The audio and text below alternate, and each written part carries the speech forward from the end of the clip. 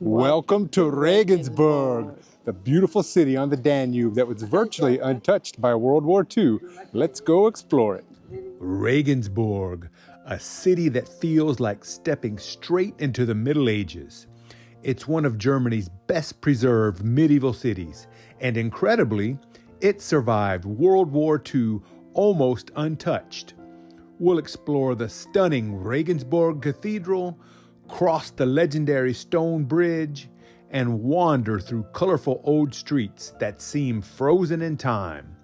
We'll also peek inside some of the city's most amazing and historic churches, uncover ancient Roman ruins, share one of Regensburg's most fascinating legends, and even venture out to Wallhalla, Germany's epic Hall of Fame overlooking the Danube. History, beauty, and magic are around every corner. This is one place you absolutely have to see for yourself.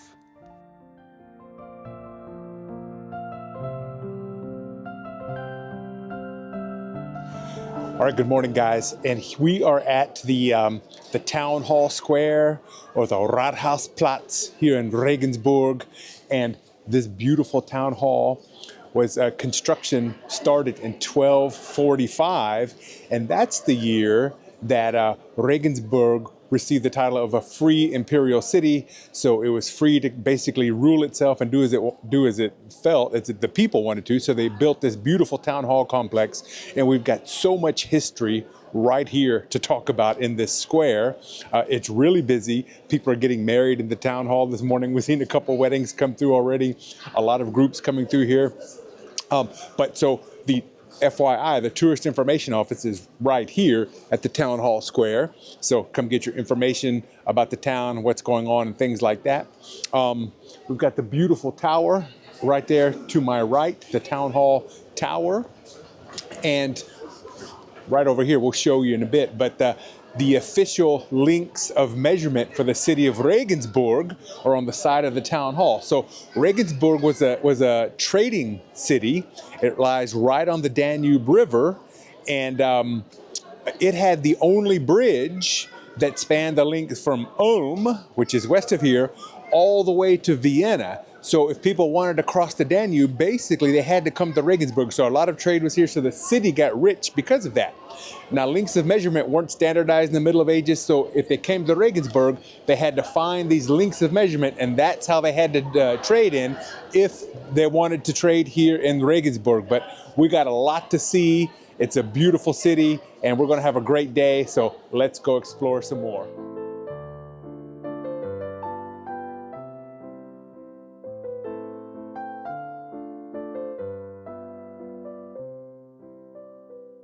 Right, so something that I'm probably going to say a lot today is I'm going to remark about how Regensburg luckily received very little damage during the Second World War. So these beautiful buildings we're looking at from the Middle Ages, like they're almost all original. Now I want to talk about this big tower behind me. This is called the Golden Tower. And in the Middle Ages, there were about 60 of these in Regensburg. And so as Regensburg was a free imperial city, it had a lot of merchants who got wealthy because of the river, which we've talked about, we'll talk about more. But as a sign of wealth, some of these wealthy patricians, they would build these towers just to show off how rich they were. And from what I understand, they didn't even really use most of the top floors. It was just completely for show. So they built these big towers. There were 60 of them. I can't remember how many are left now, but they're really quite a sight to see.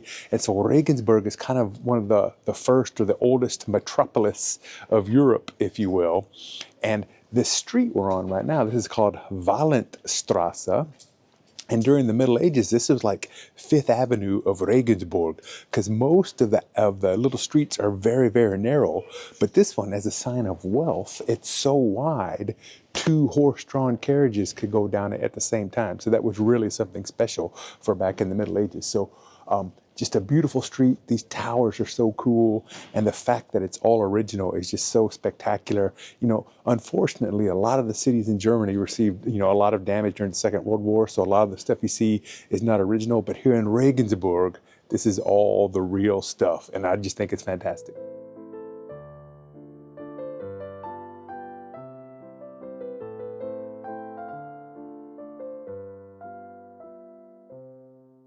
right, so now we're going to turn from Wallstrasse onto Kramgasse. I'm going to show you how narrow the typical lanes were. I mean, look at this. There's barely enough room for me to even walk down here. And I'm going to turn the camera around and show you what it looks like from the other way.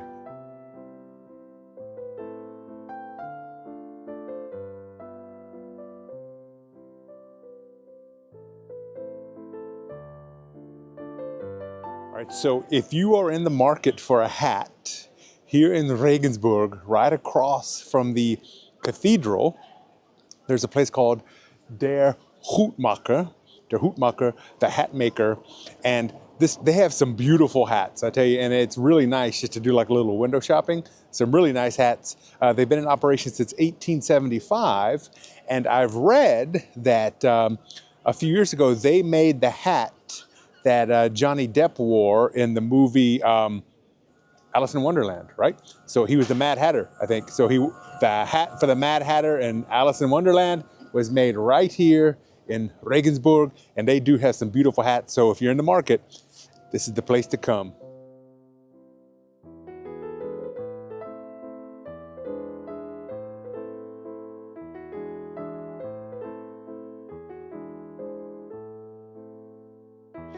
Okay, so this is the stone bridge, and this construction started in 1135, and it was built in only 11 years, so unbelievable.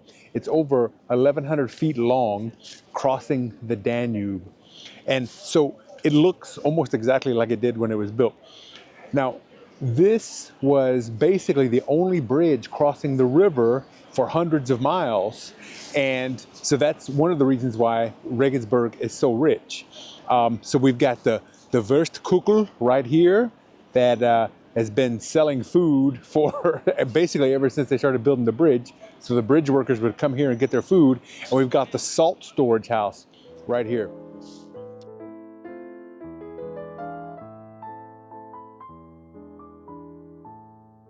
So from the 17th century on, being basically the only bridge across the Danube, Regensburg dealt in salt, which was known as white gold. And so, salt, we take it for granted today, but back then, before refrigeration, it was basically the only way you could preserve food. So salt was extremely valuable, and it added to the wealth of the city.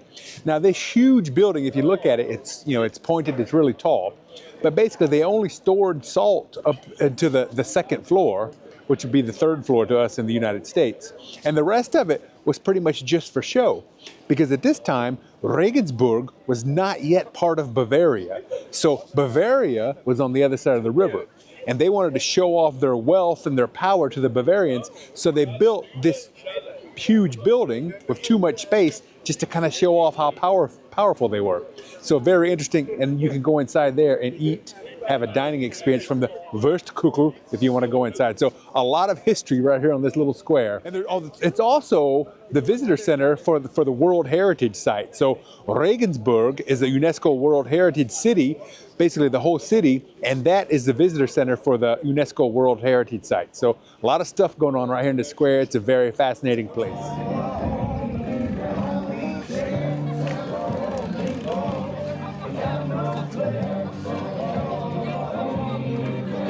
So we are here on the Regensburg Stone Bridge, and right behind me is a statue, and this represents the master builder of the bridge, right? So the bridge was built in only 11 years in the 1100s. And supposedly, the master builder in that statue, he's looking right at the cathedral, and you can see the cathedral is right that direction. So there was a competition between the bridge builder and the cathedral builder to see who would be done first, right? So the bridge builder, he really wanted to win, so he enlisted the help of the devil. And he asked the devil for help to build this bridge. And so the devil said, okay, I'll help you build the bridge, but in exchange for my help, I get the first 3 souls that cross the bridge. So the bridge builder said, okay. So they built the bridge. It was done in 11 years. It was done well before the cathedral. And then, so the devil said, okay, I want my 3 souls. So the bridge builder, he was a smart guy.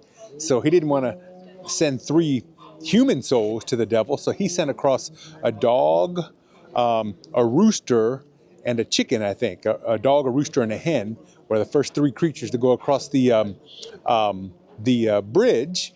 And then, so the devil got so mad that he didn't get human souls. So he tried to rip the bridge up, but he couldn't.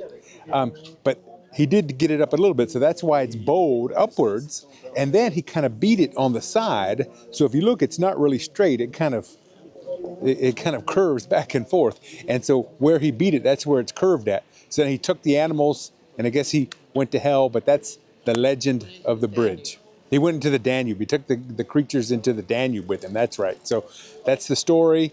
I'm not really sure what the creatures were. I heard in another tale that it was a donkey, a dog, and a rooster, but it definitely was not 3 people.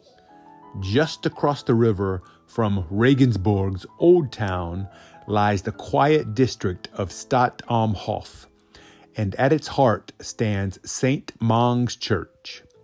Its onion-shaped tower rises above the rooftops, a familiar landmark watching over this side of the Danube for nearly 1,000 years. Built in the 11th century, St. Mang's carries the layers of time, Romanesque foundations, Baroque elegance, and the scars of war and renewal. Step inside, and the world slows down. Light filters through tall windows, illuminating frescoes and stucco that whisper stories from centuries past. St. Mang's isn't just a church. It's a symbol of the calm beauty that waits just across the river from bustling Regensburg.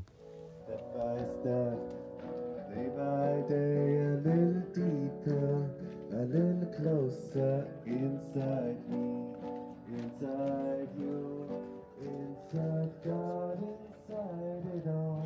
So this is St. Peter's Cathedral, otherwise known as the Regensburger Dome. And construction started here in 1275. So it's very old, but it was built in stages. It took them about 600 years to complete it. Now, why? So a couple things about this beautiful cathedral is that, believe it or not, this is the only Gothic cathedral or only traditional Gothic cathedral in all of Bavaria, which is unbelievable.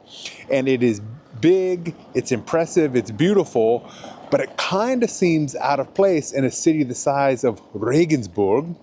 So, why is it here? Well, I think a couple of reasons that I've read is that because we talked about the wealth of Regensburg and how it was a trade city with the only bridge across the Danube for hundreds of miles. So the people were really rich, had the rich patricians who built the towers for their houses. And so they collected their money to have the construction started on this cathedral. Now, in 1275.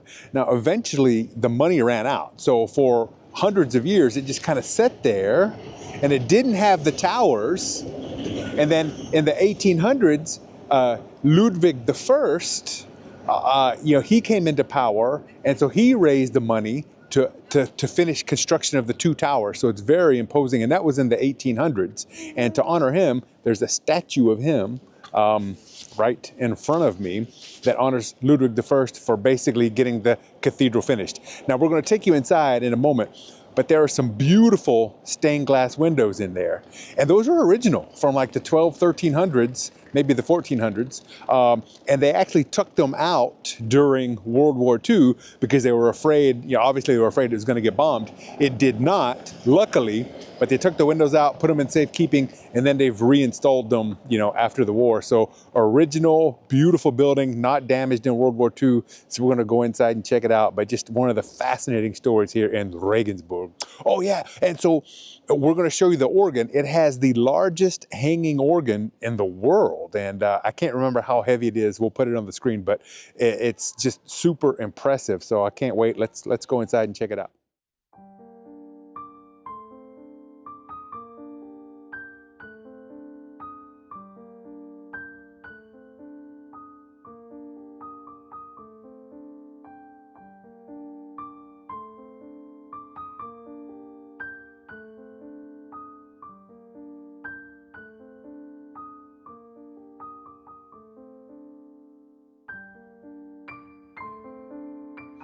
Right, so we are directly behind the St. Peter's Cathedral, the Regensburger Dome. We're in the the workshop, the cathedral workshop, and obviously a building that's 1,000 years old. It's going to need repairs, right? So this is where they do it, and it's fascinating. Some of the stuff they have back here. So they build things, they repair things according to the original plan, using the original method. So they use the original material, and even their tools are like what was used back in the 12 and 1300s. So it's just, it's phenomenal. And just touring back, this is like being in a museum. It's so cool. They've got like old gargoyles and stuff like that that were weathered and had to come down. So it's really fascinating. And one thing I forgot to say, there's like I don't know how many statues are on this cathedral, but they estimate there's around 100 statues of St. Peter himself in different places around the cathedral. And you can always identify him because he has a set of keys normally.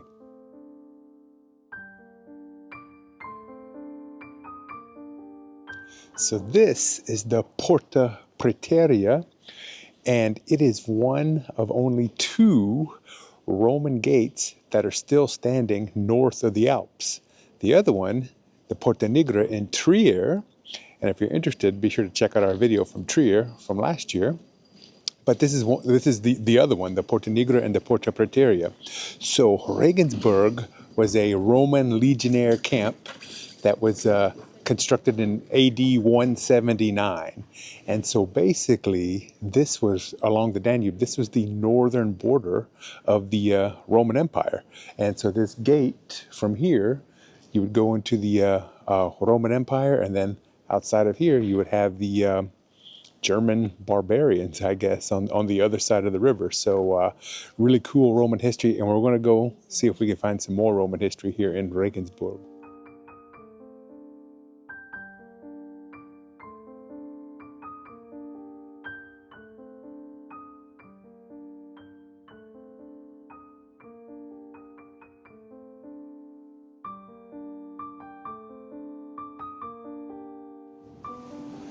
So look at this. So we are underneath the Dachau Platz, and when they were building an underneath parking garage, I can't remember when, 20 years ago or so, fairly recently, they discovered this Roman wall. And so Regensburg was an old Roman military post, basically on the northern edge of the northern frontier of the Roman Empire. And so it has these Roman things, and this is so cool, and it's free. I mean, this is like a museum. You just come around to the parking garage around the corner, come down, and you could come, for the Passage, for the Dachau Platz, and just come down here and look at this cool piece of this Roman wall. I mean, this is awesome. Look at this. This thing is thousands of years old. And look, it has like this hole where they put braces or whatever in. This is so cool, and it's just, it fits perfectly. This is cool stuff. Regensburg, I tell you, Regensburg keeps impressing me more every time I turn around. It's a beautiful city, fantastic place.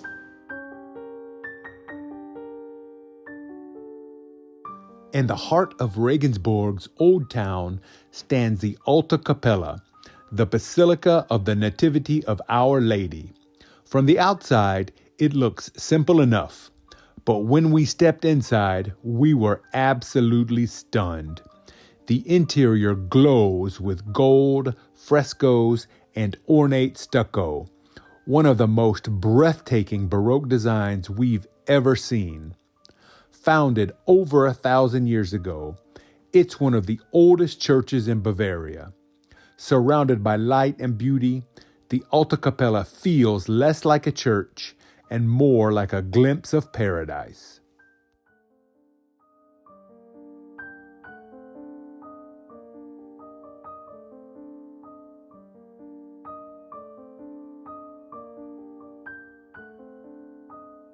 Welcome to Wallhalla, and we are just a little over 10 kilometers from Regensburg, out here in a beautiful area overlooking the Danube River and the forest. And this place behind me, this neoclassic building, was built in the early 1800s, and at the direction of King of Bavaria, Ludwig I, who is the grandfather of Ludwig II, who had Neuschwanstein Castle built. But anyway, so there was a time in the early 1800s when there wasn't a lot of pride amongst the Germanic people.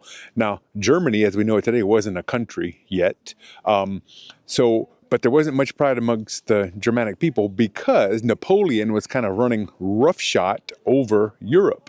So it was kind of a downtime for Germanic people, Germanic-speaking people. So Ludwig I kind of said, hey, German people have done a lot for the betterment of the world. So I'm going to build this huge classical monument, and I'm going to fill it, the inside, with monuments to great German people, great Germanic speakers, and I want the German people to know that, hey, we've done some great things. So if you go inside, it's really impressive, really beautiful in there. And so they have busts of people like Karl der Grosse, or Charlemagne, as we might know him. There's Mozart.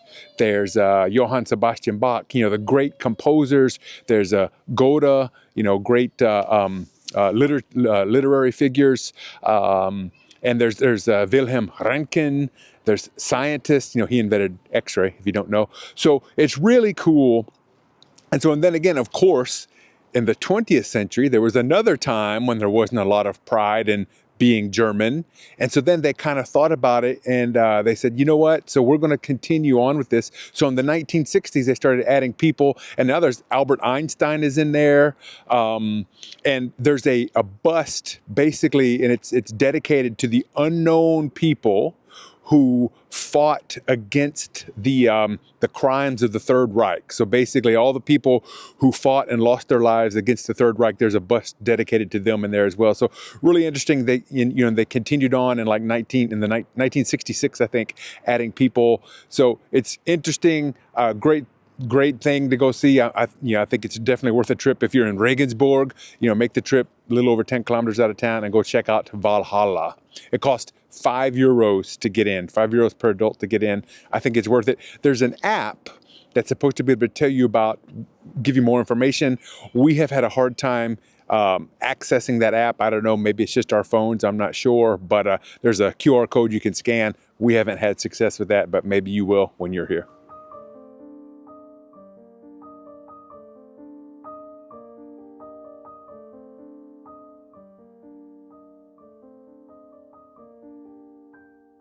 All right, so we are wrapping up our day here in Regensburg. Phenomenal. We had a fantastic time. This is a beautiful city. And I tell you what, it's even more fascinating, the fact that everything is so original, not much war damage. It is really, really cool. And it's like every corner you go around, there's a different story. There's something else to learn. We had great meals. We had great food, just learning about the history of this place. So Regensburg, I tell you, when you are in Germany, if you're in Bavaria, it's not far from Munich. It's, I think, maybe an hour and a half drive from Munich. It's not far from the train. So come to Regensburg. And I tell you what, it is fantastic. You'll have a great time. We had a great time here. It really super surprised us. We weren't expecting it to be this great, but really good. The history here is phenomenal. Wonderful time. And, if you like this video, please give us a thumbs up. Leave us a comment, let us know what you think. Give us suggestions on where we should go next. If we got something wrong, please let us know in the comments, because, I'm not a professional tour guide or professional historian, but I do love history and I do love traveling, and I try to get it right. We try as hard as we can. Sometimes we make mistakes, of course, and sometimes different resources will have different versions of what happened. So, if we made a mistake, let us know and we'll try to correct it. But we had a beautiful time in Regensburg. If the hype button is available, please hit that hype button this week. And we really appreciate your support. Thanks to all of our followers out there. We love hearing from you, and join us next week and see where we go then. All right. Until then, bye.